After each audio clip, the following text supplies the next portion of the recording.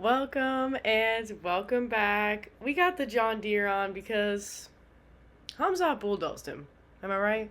Hit him with the dozer, hit him with the loader, hit him with the excavator, you know, when we were in Crucifix.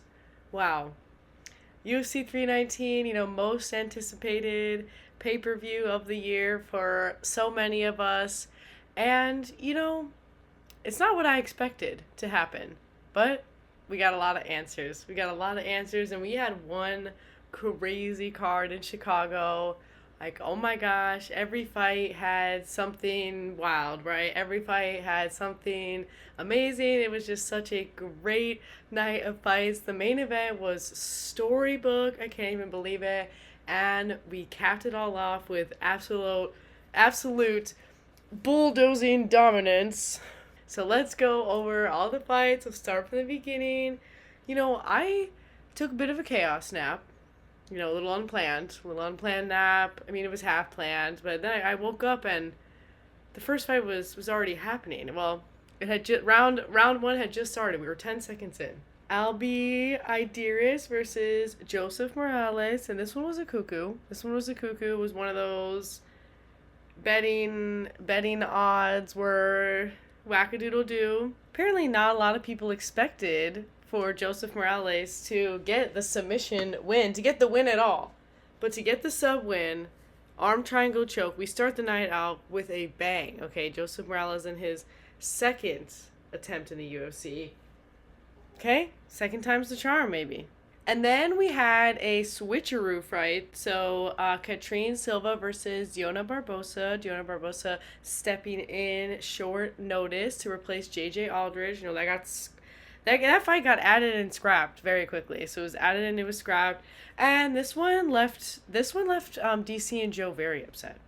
Left them very upset. They were very disappointed in the outcome. This was, I'd say, like a bit of a back and forth, right? Everyone had their moments. In round one, Barbosa, very threatening submission. It looked like she got that first round, but then Kyrene, she came back and she looks like she got the second round and was able to outpoint her a little bit. So every judge gave Silva the last round, so it was a 29-28 on all the scorecards, and I think they were identical, okay? And I think Joe and DC were upset for the last round, that we were in agreement that it was 1-1 for the first two, but they were, right, it was Sass, so Sass was in. John has to do whatever he can to defuse. Yeah. Then at the top of our early prelims, we had Edson Barbosa versus Drakkar Klose, and this was a close one, right? This was a close one. Drakkar Klose, he got the decision win, but it was I would say it was relatively even, and it was definitely Drakkar who was like prioritizing the head. Okay, so he's getting a lot of beat down on the old noggin of Edson, and Edson was throwing in those body shots as he do. As he do and as he does, but it wasn't, I guess, enough. Okay, more significant strikes for Drakkar, but that was a pretty good one. That was a grinder. Both guys had a lot of moments in the grab, and that was very competitive. Great set of early prelims, and when we slide into the prelims, not the earlies, the regulars. Okay, first up was Chase Hooper versus Alexander Hernandez at lightweight. Oh no. So this one was, for me, battle of the Disney princes, because they're both handsome, right? And they both have that, like, just that clean, like, cut, young. They both look they're both young, but they both look younger than they are, right? Like, Chase Hooper looks like he's 19. And Alex looks like he's 25. Okay. So, battle of the Disney Princes, and Chase Hooper, very subby. Alex, very good with the wrestling, good on the ground as well. But Alex also, like, super powerful, made his big moment, debut of the year with the Beneil Dariush knockout. And, yeah, the power was powering. Okay. And so Chase is in there, he's very headhunty. When he is standing, Chase really likes to go for you. Not a lot of body shots, a lot of straight punches right to the old noggin, right? But with 2 seconds to go, Alex gets he times that right hand perfectly. We gotta slow it down, right? We gotta get a little rewind, and oh my Lanta, it's lights out. Oh my Lanta, it's lights out. Seriously, Alex has that KO power. It's a little frightening. It's a little frightening. So he's either gonna grind you out to a decision, push you up against the fence, or he'll knock you out, and that was scary. Okay, so we start with the prelims with a flash. We started with a flash, and that was so wild. And then we had an amazing women's strawweight bout between Jessica Andrade and Lupi Godinez. We love both of these women. They are locked in. And we knew we had to lock in. And they locked right back. Oh, but before that, right, before that fight started, we had to have a couple of DC's drawings because, what's a night? What's a night without a square, a nondescript square? What's a night without it? And then we got to our women's strawweight bout, and it was so much fun. Both of these ladies have the brawler inside of them, and we got to see that. I loved it. It was very brawly. I mean, Lupi came out, boom, right away, and she really had a big edge in the significant strikes in that first round. But then, Jessica, she was like, I'm not backing down, queen, and she kept the cardio up, kept the pace, caught up in those other 2 rounds. Not quite, but almost. And so it was a very scrappy, competitive. And Lupi, she always wants to throw in the takedown, just mix it in, right? She's all about that complete MMA picture. And in these moments, Jessica was like, I'm not having it. Okay, I'm not having it. So only one, I think, of those 9 takedowns or 9 or 10 takedowns was able to land. Jessica was like so scrappy with it. It kept the fight just so exciting. Lupi got that decision win, just like that was a crazy battle of edge, and her nose was busted up. So we got our violence in that battle. That was a hungry, scrappy, and just high level. I mean, yeah, those are some of our best strawweights, and they both looked so sick in there. That was awesome. And shout out Lupi. What's next for old Loopster? She's very durable. Still hasn't been knocked out. And then we had another crazy one. Okay, we had another crazy one. Gerald Mearshart, GM3. Okay, against Michael Oleszczuk. We love Michael. Michael, the Mushroom Man. Michael, after fighting Caio Paraio and it not going in his favor, he thought to himself, maybe if you can't beat him, join him. And so he's a fighting nerd, and he has been, I think this is 2nd or 3rd camp, right, with the fighting nerds. So he's nerding. He got a big one. He got a big one on Mr. Mearshart. Oh, no. We could see right away, though, we had a knockdown before the knockout, okay?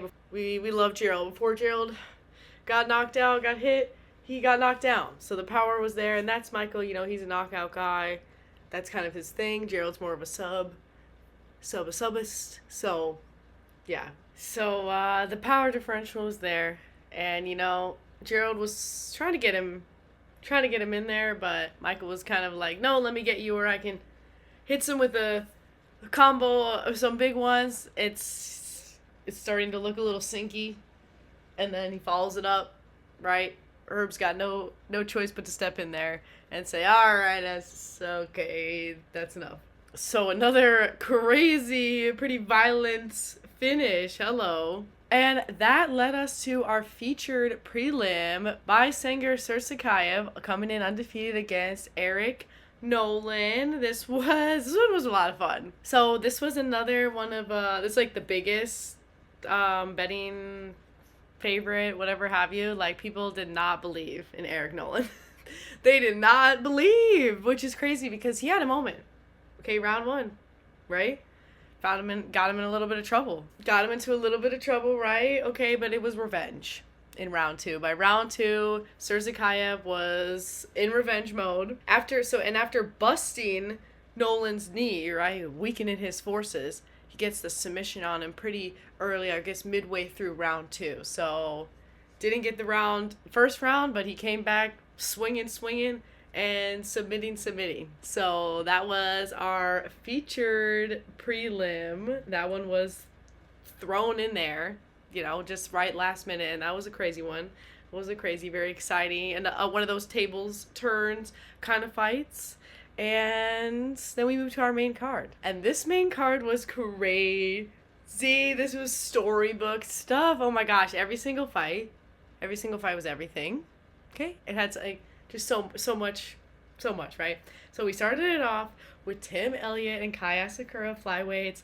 I feel like Tim has some self-doubt that we need to we need to eliminate that. Like Tim, he can be, I guess he can be a little self-deprecating sometimes, but he's a boss. He showed his boss mode in there. So both these guys, Tim and Kai, they're really offensive fighters. Not a lot of defending by either of these guys. It's just offense. Tim has got a super quirky style. So and second go at the UFC, hasn't fought in a little bit, and Kaya Sakura coming off of being thrown to the flames like with Pantoja. Here's a chance at the top, and crazy enough, another sub loss for Kai. And Tim, he made it Quirkville, and it was his quirk zone, and that is Kai's second sub loss in his whole career, and in a row getting subbed out. Timmy just showed his experience with the way that he timed those takedowns. That was that professional mentality on Tim. He was like, I know exactly what you're gonna do, and I'm on you, buddy. And he got him. We got 2 chokes in a row. How about that? And then we had a wild ride, right? Michael Venom Page versus Jared Cannonier at middleweight. So we have Chameleon Cannonier, who has fought heavyweight, light heavyweight, and middleweight, and MVP, who has fought welterweight, middleweight, but is huge. Somehow he looks bigger than Jared. It's crazy. He looked huge in there, and he's out there, playing basketball, right? His hands are completely in between his legs. We've never seen anything like that. Never seen anybody like MVP in our lives. He is so crazy, and Jared is so smart, and it was tricky figuring out that puzzle, okay? And those first 2 rounds were an MVP freak show. It was the MVP freak show. He was running it. It was his. And finally in round 3, Jared was able to get him. Because you can't play distance with this guy. It's just so exciting, so much fun though. I am such an MVP fan. How could you not be? Ever since he got to the UFC, I've been like, who is this? This is, all that. I love his chaos, but it's not chaos. He's controlled. He's a praying mantis, And Jared got his hands on him eventually in round 3, which made this fight a 29-28 decision, because it is true that if you can get your hands on MVP, then it gets a little dicey for him. He doesn't have a lot to offer on the ground. He was not very defensive or offensive, okay? I mean, Jared wasn't doing too much on the ground, but he showed that he's got the ground game, right? Yeah. Not immense damage coming from Jared, but damage nonetheless. So able to get that round, and it's kind of crazy. Just MVP is so wild, because he is that puzzle on the feet, but on the ground, it's looking a little. It's the Wonder Boy dilemma, but Wonder Boy, he figured out how to get back up, how to improve that part. So that's what's next for MVP, I guess. There were so few shots that were actually thrown in that fight. It was crazy. Yet it was still so exciting. It was so exciting, but it was, MVP was hunting in there, as he does. And then we moved on to another fight that a lot of people were locked in on, reasonably so. Jeff Neal versus Carlos Prates. This welterweight scariness. Oh my gosh, we knew we had to lock in. Okay, we knew. But I don't think we knew that Carlos Prates was going to hand Jeff Neal his first ever knockout loss. Gasp. So we start out, scary. It's looking scary, right? We got 2 guys who are all about knockouts, getting in there. right? Carlos Prates with those long legs. Both guys pretty long, but the leg to torso ratio. Anyway, the legs are long, okay? And at the very last moment, we get spinning elbow. Spinning back elbow for the knockout, and Jeff's out. Okay, he's out. The lights are gone, and wow, that is the 9th spinning back elbow in UFC history. Okay, and it was in a flash. We knew something was gonna happen in a flash, right? Carlos Prates so strong. He is really maintaining that reputation of a frightening knockout artist that puts the Fighting Nerds at 2-0 for that night. Both Fighting Nerds up on top. That's so funny. And it was so crazy. Again, first person to knock out Jeff Neal. That's insane. It was so crazy of a moment that they radio into Joe and they're like, tell him he wins the bonus already. I'm like, that's so silly. I mean, it's deserving, but it was a funny moment. Just you've got the bonus, because it was just so good. It was crazy, but just when you thought, okay? Just when you thought, oh, that's so crazy, couldn't get crazier than that. Oh, really? Oh, really? Well, how about Lerone Murphy versus Aaron Pico? How about that? How about the featherweights give it a go, okay? How about we stop doubting Lerone Murphy and have him closing as the dog? Because we get another spinning back elbow. Oh, I'm sorry. Oh, the 10th in history? Okay, so 2 back-to-back. 9 and 10 in the history. Okay. Tune in, right? Tune in. There is so many crazy things that are happening all the time. Yeah, you heard it here. Okay, Lerone Murphy gets his own spinning back elbow. And same thing, Pico.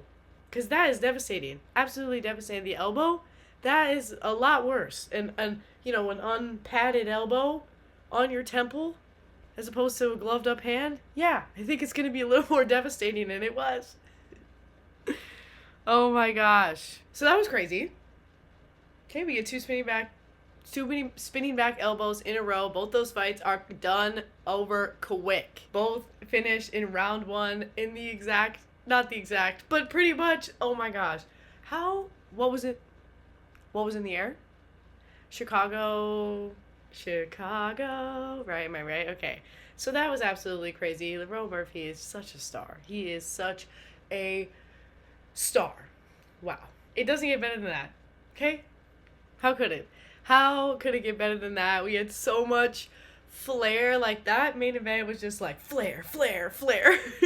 And because even the decision fight with MVP and Cannonier was just great. You were what am I, as Liz sitting there, I was what am I watching? What am I watching in the best way possible? So then we slowed it down. Okay? We got a little John Deere. You had to get back to the roots. Okay, I don't know where that's going. Yeah. Khamzat Chimaev and Dricus du Plessis. So hyped up, right? We anticipated this so much because the middleweight division is just so moving parts right now. There are no matter who was gonna win, there are so many people waiting in line foaming at the mouth. So that wasn't really the big question, in my opinion. Wasn't oh, who are all the people that should have a go at it next? There's so many, and again we have Imavov and Kaio, and then we'll be able to really figure out who is next, I think. So the drama, I don't feel is all of the people who can challenge for the belt, because there's just, that is the drama, but the outcome doesn't really change that.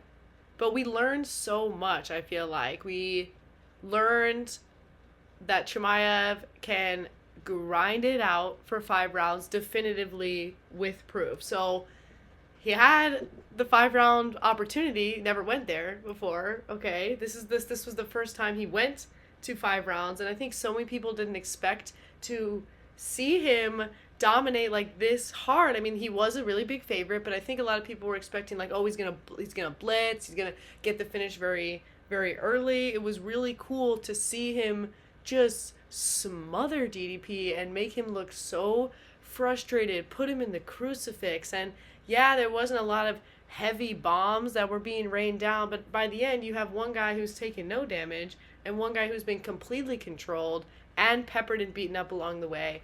I mean, yeah, so a lot of people expected Chimaev to get the better of DDP, but it was really cool to see that. That's a lot of great Chimaev evidence, right? A lot of great evidence that we have. It was such a powerful performance. You know, as John put it, he shoots takedowns like a cheetah. You know, he's out, or whatever he said, he's out there like a cheetah. But to do that and to maintain it, I mean, and to really shut down DDP, like he shut him down. He plowed right over him. He shut him down. That was as dominating of a performance as we had with Fluffy versus Delete, just, you know, in a different way, a very different way. I mean, DDP just couldn't get up. He couldn't get up, and the reality is that you gotta be able to, right? There's no if he can hold you down, he's gonna hold you down, and that was crazy. I didn't expect that. I expected more of a brawl personally, and I was expecting that if it was gonna head to that brawling territory, that DDP was gonna be able to get more like done, and it was really cool to see what actually unfolded, which was you know, dominant doesn't even begin to describe it. Yep, shut him down. Oh, made DDP look really unhappy in there. But DDP was very gracious, though, with his words, as he often is. He's very gracious, you know, saying he's going to come back stronger, better, and I believe it. I really believe it. I am excited for what's next for DDP as well. I want to see, right, some more explosive, that explosive energy on the ground, too. But obviously, Chimaev is special, okay, right? That's not what we learned. We already knew Chimaev was special, but we learned a lot about that gas tank. Hey, yo. So, yeah.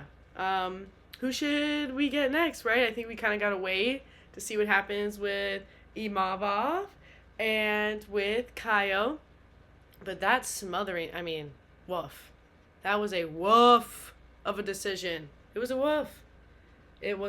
I mean, yeah. Dominance doesn't begin to describe it. That was crazy. And what a card in Chicago. I mean, it was so much fun.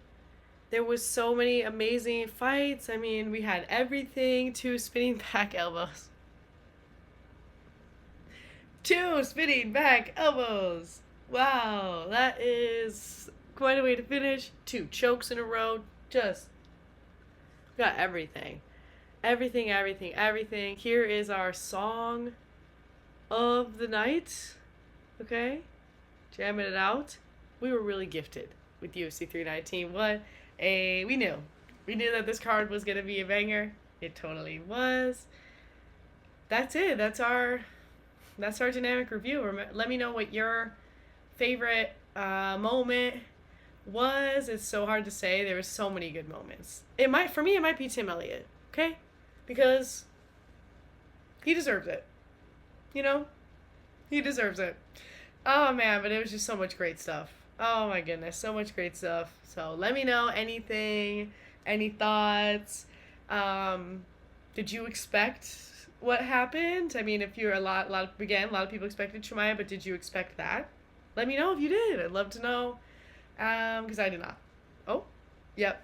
Did not expect that outcome. Crazy night, awesome fights, and peace out.